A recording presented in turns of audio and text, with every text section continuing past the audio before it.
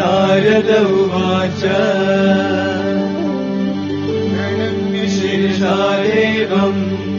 गौरीपुत्रम् विनायकम् भक्तावासम् स्मरे नित्यम् आयुकावार्थसिद्धये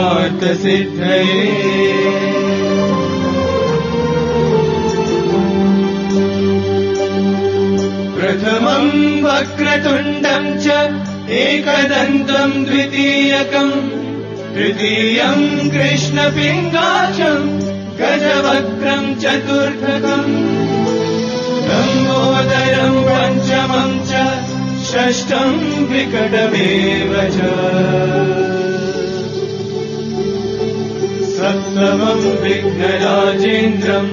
धूम्रवर्णम् तथाष्टमम्